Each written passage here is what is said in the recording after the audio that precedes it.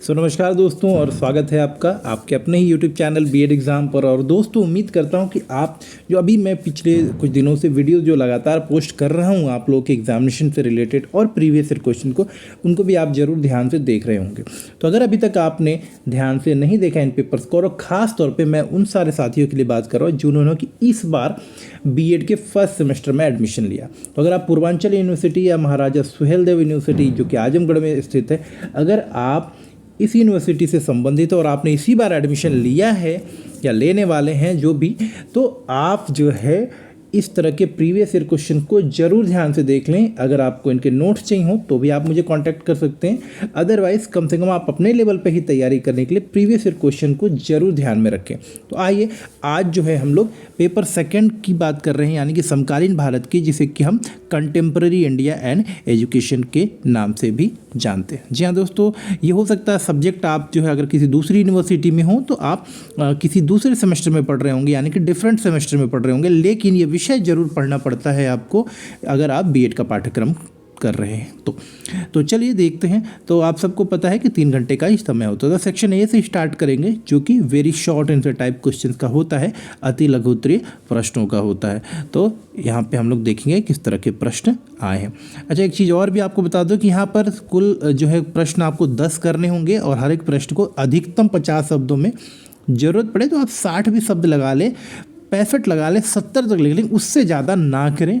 और क्योंकि आपकी जो हर एक प्रश्न का उत्तर आप करते हैं उसके लिए मात्र 2 ही अंक मिले, तो ज़्यादा समय देने से भी आप कहीं ना कहीं दूसरे प्रश्नों के लिए या दूसरे सेक्शन के लिए भी आप कहीं ना कहीं अपना टाइम कम कर रहे हैं। तो समय का भी ध्यान रखना है, टाइम मैनेजमेंट वेरी इंपॉर्टेंट। तो पहला प्रश्न जो है जो हम देखेंगे सेक्शन ए से, वो है कि give to complication of federal structure of educational system. देखिए फेडरल स्ट्रक्चर यानी कि संघीय, यहाँ पे ध्यान रखेंगे कि संघीय शैक्षिक प्रणाली के 2 निहितार्थ बताइए, यानी कि जो फेडरल स्ट्रक्चर होता है एजुकेशन सिस्टम का, उसके कोई 2 लाभ या फायदे आपको यहाँ पर बताने। अगला प्रश्न लेंगे, प्रश्न संख्या 2, 4 एम्स ऑफ मुस्लिम एजुकेशन। मुस्लिम शिक्षा के 4 उद्देश्य बताने, प्रश्न संख्या 2 है। प्रश्न संख्या 3 है, एक्सप्लेन द मीनिंग ऑफ उपनयन संस्कार। ये रिपीटेड क्वेश्चन है, पहला नंबर वाला क्वेश्चन भी और प्रश्न संख्या 3 भी रिपीटेड क्वेश्चन, आप जाके चेक कर सकते हैं। तो उपनयन संस्कार का अर्थ बता, उपनयन, उसके बाद आपका जो होगा बिस्मिल्लाह संस्कार, इस तरह के बहुत सारे जो है आपको देखने को यहाँ पर मिलेगा। इन सबका आपको जो है तैयार करके रख लेना। प्रश्न संख्या 4 देखेंगे यहाँ पर teaching methods according to Rabindranath Tagore. Tagore के अनुसार शिक्षण विधि क्या होनी चाहिए। तो यहाँ पर आप इस क्वेश्चन को जरूर तैयार कर लें। इसका डिटेल वीडियो भी आप मेरे चैनल के प्लेलिस्ट में देख सकते हैं। तो इसका मैं जो है चैनल का प्लेलिस्ट, जो कंटेम्प्रेरी इंडिया का मैंने एक प्लेलिस्ट बनाया है, और आप जाकर वहाँ से इन सारे टॉपिक्स के ऊपर जो मैंने नोट्स दिए हैं वो आप चेक कर सकते हैं। अगला प्रश्न लेंगे, एम्स ऑफ बुद्धिस्ट एजुकेशन। जी हाँ दोस्तों, बौद्धकालीन शिक्षा के बारे में बात करनी है। तो बौद्धकालीन शिक्षा के लक्ष्यों के बारे में आपको यहाँ पर बताना कि बुद्धिस्ट एजुकेशन के क्या लक्ष्य थे।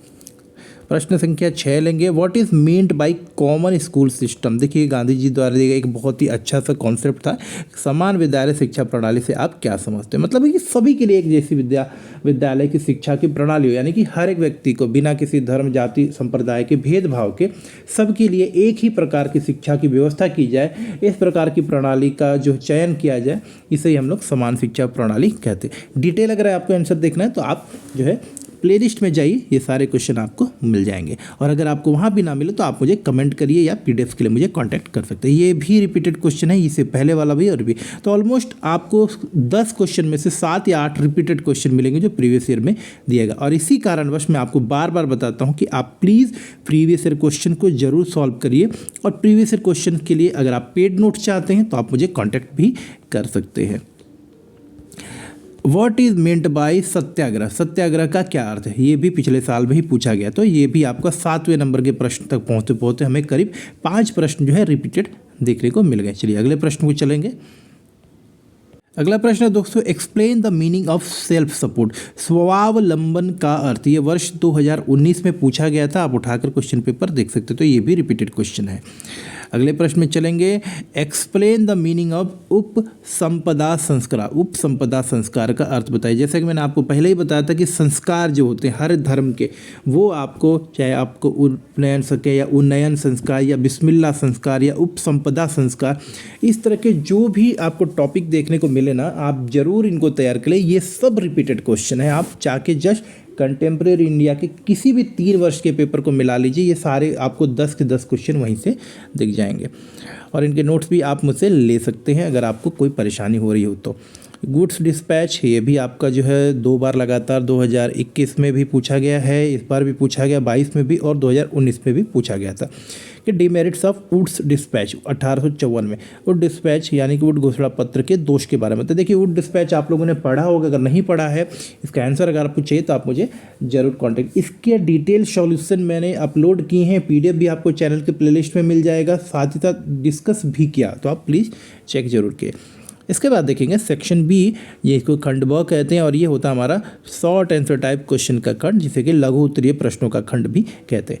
यहाँ पर ध्यान रखने वाली बात दोस्तों ये है कि आपको यहाँ पे सिर्फ 5 ही प्रश्न करने हैं और हर एक प्रश्न के लिए आपको 8 अंक मिलेंगे। तो टोटल 40 अंक का ये हमारा सेक्शन होता है। हर एक क्वेश्चन के लिए आपको 200 वर्ड में अधिकतम 200 वर्ड का इस्तेमाल करना है। पहला प्रश्न ले लेंगे, describe the main characteristics of वैदिक एजुकेशन सिस्टम। रिपीटेड ही क्वेश्चन है दोस्तों, कई बार मैंने आपको बताया। वैदिककालीन शिक्षा की मुख्य विशेषताओं का वर्णन कीजिए। मैंने आपको बोला ना कि कई बार आपको देखने को मिलेगा रिपीटेड क्वेश्चन। यही कारण है कि मैं आपको बताता हूं कि आप प्रीवियस ईयर क्वेश्चन, कोई भी पिछले 3 या 4 साल के प्रश्न को आप ध्यान से इंपॉर्टेंट क्वेश्चन को कर लीजिए, या कोई 3 साल का ही प्रश्न कर लीजिए, आपके एक भी क्वेश्चन नहीं छूटने वाले हैं। अगला प्रश्न लेंगे अथवा में, इसके अलावा जस्ट मिनट। चलिए अगला प्रश्न ले लेते हैं, व्हाट डिड महात्मा गांधी से स्ट्रेस ऑन क्राफ्ट सेंटर। अरे यहाँ क्वेश्चन थोड़ा गलत तरीके से लिखा है, why did Mahatma Gandhi gave stress on craft centre education होना चाहिए, गिव 3 रीजन।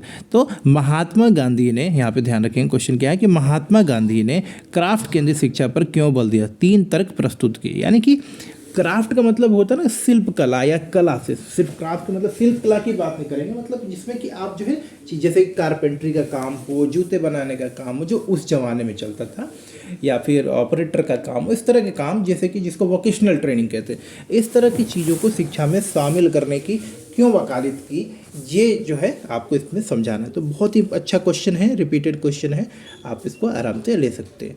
तो अगर आपको नोट्स में प्रॉब्लम हो तो आप मुझे ज़रूर बताइएगा, अथवा आप इसी प्रश्न के ऑप्शन में दूसरा क्वेश्चन भी ले सकते हैं कि describe the aims of education according to Rabindranath Tagore. Channel पर जाइए और फटाफट इसको आप देख सकते हैं, मैं आपको दिखा भी देता हूँ। Describe the aims of education according to Rabindranath Tagore. Rabindranath Tagore के हिसाब से, महात्मा गांधी के हिसाब से, और जो है आपके कृष्णमूर्ति के अनुसार, जो है जो भी आपके सिलेबस में, उन सब के हिसाब से शिक्षा के क्या उद्देश्य होते हैं वो मैंने अभी चैनल में अपलोड किया हुआ, बहुत पहले किया हुआ है, तो आप प्लीज़ उसको चेक कर लीजिएगा। मैं चैनल में वो वीडियो का डिस्क्रिप्शन भी आपको दे देता हूँ। प्रश्न संख्या 4 लेंगे, describe basic principles of democracy contemporary India में, उसके अलावा चाइल्डहुड एंड ग्रोइंग अप में आपको देखने को मिलेगा कि जनतंत्र के मूल सिद्धांतों का वर्णन कीजिए। ये भी क्वेश्चन किया हुआ है दोस्तों, आपको चैनल की प्लेलिस्ट में मिल जाएगा। अच्छा दोस्तों, मैं बार बार बोल रहा हूँ कि चैनल की प्लेलिस्ट में मिल जाने का मतलब ये नहीं कि मैं आपको बोलूँगा वो वीडियो ही देखिए। अगर आपके पास समय ना हो तो जस्ट उस क्वेश्चन पे चले जाइए और देख लीजिएगा। मैं उन सब के लिंक आपको दे देता हूँ जो कंटेम्प्रेरी इंडिया के, आप जस्ट प्लेलिस्ट में जाइए और वीडियोज़ को चेक करिए। आगे बढ़ते हैं, चलिए। अथवा आप लिख सकते हैं, discuss secularism in Indian constitution. भारतीय संविधान में धर्मनिरपेक्षता की विवेचना करिए। प्रश्न संख्या 5 है, what modification have been done in national policy of education 1986। तो देखिए 1986 में जो राष्ट्रीय शिक्षा नीति आई थी उसमें क्या संशोधन किए गए उसके बारे में बताना है। तो देखिए ये इसमें संशोधन किए गए थे 1991 में, तो वो आप अगर पढ़ेंगे तो आपको समझ में आएगा, थोड़ा संशोधन किया गया था। चलिए अगले प्रश्न में चलते हैं। अथवा give views of education commission on status of teachers. शिक्षकों की स्थिति पर शिक्षा आयोग के विचारों को आप जो है प्रस्तुत करिए। यहाँ पर क्वेश्चन संख्या 6 है, ठीक है। Explain the spiritual nationalism of Shri Aurobindo, Shri Aurobindo के आध्यात्मिक राष्ट्रवाद को समझाइए। ठीक है दोस्तों, इस तरह के जब ये आप प्रश्न आपको मिले ना एग्जाम में, तो आप ध्यान रखिएगा। आपको देखने में तो बहुत अच्छा लगता है, लेकिन इस तरह के प्रश्नों के बारे में अगर आप ठीक से नहीं जानते हैं तो प्लीज़ आप ना लिखें, क्योंकि मैं आपको बताता हूँ 200 वर्ड में लिखने हैं, तो आप जो है 200 वर्ड तुम अगर आप इधर उधर का लिखेंगे तो कहीं ना कहीं आपके शब्द ही खत्म हो जाएंगे, यानी कि जो लिमिट होती है लिखने की वर्ड्स की वो समाप्त हो जाएगी, और आप अनाप शनाप करके इस क्वेश्चन को 400-500 वर्ड में लिख देंगे, तो ना तो आप सटीक उत्तर लिखेंगे और ना ही आप जो लिखना चाहते हैं वो आप सही से लिख पाएंगे। तो समय भी जाएगा, सटीक उत्तर भी नहीं लिखेंगे, यानी पूरे अंक भी नहीं मिले। तो हमेशा एग्जाम में खासतौर पे तब जब आपके पास ऑप्शन उपलब्ध हो, ऐसे ही प्रश्नों का चुनाव करिए जो कि आप बेहतर लिख सकते हैं, जिनके बारे में आप 100% श्योर हो। अगला देखेंगे, what are the recent effort for women education, स्त्री शिक्षा के लिए आधुनिक प्रयास की वर्तमान समय में बात कर रहा है कि आज के समय में स्त्रियों की शिक्षा के लिए क्या आधुनिक प्रयास किया जा रहा है। जैसे कि को एजुकेशन स्टार्ट किया गया है, लड़कियों के लिए स्कॉलरशिप, हायर एजुकेशन में फ़ी माफ़ी, इस तरह की बहुत सारी चीज़ें की गई हैं, तो वो आपको देना। सेफ्टी के लिए बहुत सारा काम किया जा रहा है, बहुत सारे रूल्स, बहुत सारे रेगुलेशन, फंडिंग किया जा रहा है, मतलब बहुत सारी चीज़ें हैं जिसको आप यहाँ पर ठीक से लिख सकते हैं। इन क्वेश्चन के आंसर आगे आने वाले वीडियोस में आपको मैं दूंगा, तो आप बिल्कुल भी घबराइएगा मत और चैनल के साथ बस जुड़े रहिए। चलिए दोस्तों, अब चलते हैं सेक्शन सी में, जहाँ के दीर्घ उत्तरीय प्रश्नों को हमको हल करना है, यानी कि ये दीर्घ उत्तरीय प्रश्नों का होता है। यहाँ पे सिर्फ आपको 2 ही प्रश्न कर रहे हैं, ऑप्शन आपके पास 5 प्रश्नों का है, लेकिन हमको सिर्फ यहाँ पर 2 ही प्रश्न करें, और अधिकतम शब्द सीमा जो है 500 वर्ड, यानी कि 500 वर्डों में आपको एक क्वेश्चन का आंसर लिखना है, यानी कि कुल मिलाकर 1000 वर्ड आपको लिखकर 30 अंक आपको यहाँ पर मिल जाने वाले। तो चलिए पहला प्रश्न लेते हैं, प्रश्न संख्या 7। Discuss main characteristics of basic education, what were the causes of its downfall while it was fruitful for student, give your opinion. Basic शिक्षा की प्रमुख विशेषताएं बताइए, छात्रों के लिए लाभकारी होते हुए भी इस शिक्षा के पतन के क्या कारण हो सकते हैं, अपना तर्क दीजिए। Discuss the educational philosophy of J Krishnamurti. ये सारे क्वेश्चन लिस्ट में है दोस्तों, आप प्लीज़ प्लेलिस्ट को एक बार चेक करिए, आपको इसका आंसर मिल जाएगा।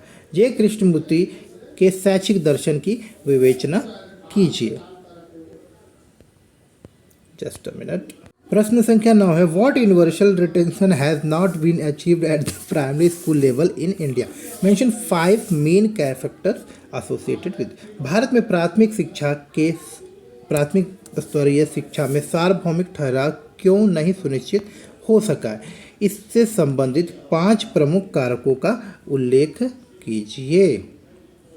अगला प्रश्न लेंगे, प्रश्न संख्या 10, how economic development is possible through education.